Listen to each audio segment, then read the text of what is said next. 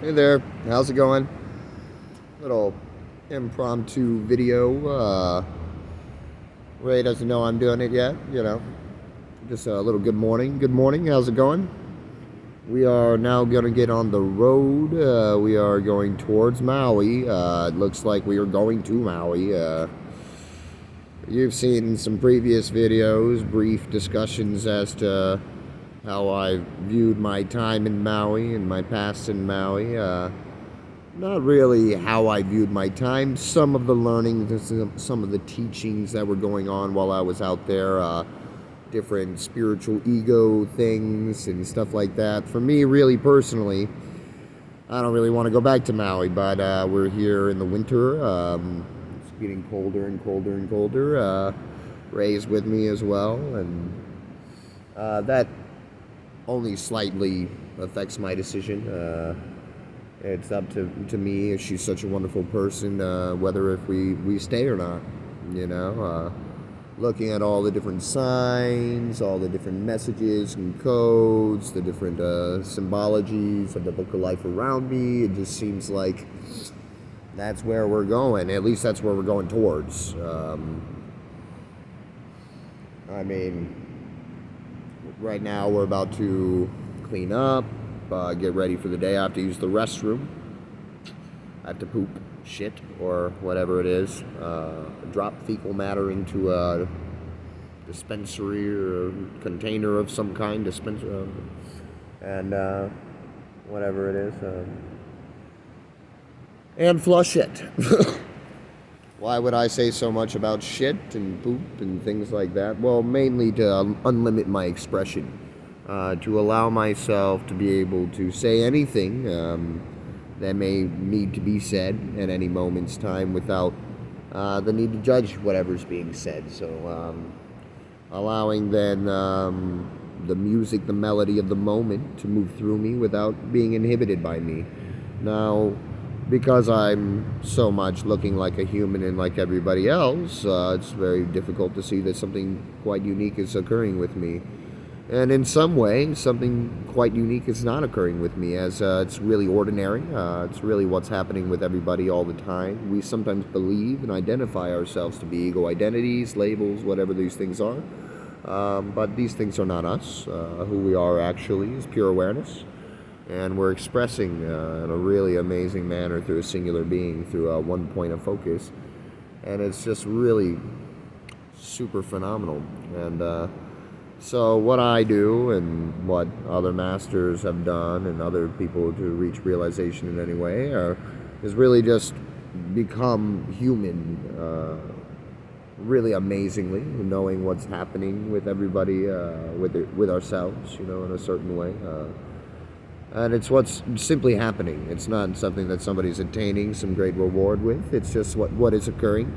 And so coming into spirituality, coming into the know, coming into realization is to know simply what's happening already now.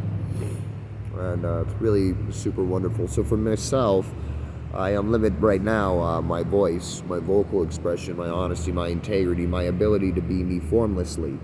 And also untethering the voice is a way to center myself very much present with what's actually occurring with me exactly.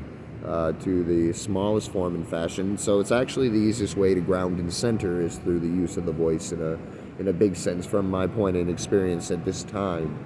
The bringing in of the voice is what tethers me here now completely in a really giant manner, in a really giant way. That 100% of myself can be right here on this moment. That turns out that we speak a lot. You may find this out if you go to what are they called? Vipassana meditations. There's also one on Maui called Kapasana. It includes yoga and music and flow art and more active style meditation, but also still observing the noble silence. Also having vegan meals and things like this. Myself, I see it to be unnecessary to be on a diet from a certain level of experience and realization. As everything is equanimity, and I've been led through a practice of one taste to not see this item different than that item, and also through my entire experiential journey It has shown me how those things are judgments and limitations, and how we can transcend them. And so I've been able to do this myself. And the merit then through all of my actions, being that I've risen bodhicitta already, is one that always is for the benefit of all beings everywhere without one exception. It's really the realization how it is we go into something, how it is we see what we're doing, and so what kind of seed it is that we are sowing with that action, with the way in which we've written it in ourselves, how we've defined that experience. And so for me, in the beginning of this, just saying shit or poop or explaining very simply what's going on, in a certain sense, may seem to be unprofessional or seem to be this way or that way or whichever way. We're talking about fucking something, or we're doing this, or we're doing that, or we're saying any amount of words and combination we can identify. And we can think, oh, this is me. Eventually, you clear enough of yourself out to where you see, oh, no, this is not me. But then again, in a way, it's occurring right where I am occurring, at the time that I am occurring. And so it's difficult to say it's not me in a certain sense, but also that identity with it in a certain sense is also more impossible from a logical point of view from that particular person experiencing that level of awareness. Such as myself, these are like passing informations in a sense, except for when it's coming right here in the very center to be expressed right through this particular position. I have a way to help it express and help myself then also know the dialogue of the exact position in which I am in very accurately. So I know what I'm meant to do and where I'm meant to be and how I'm meant to be there. Now this becomes an extremely, amazingly relaxing state. But the voice must be open, the throat chakra must be open. If you're unable to open the throat and use the throat, then you're going to be the guy, moving his body around and breathing in a really amazing way and all these things.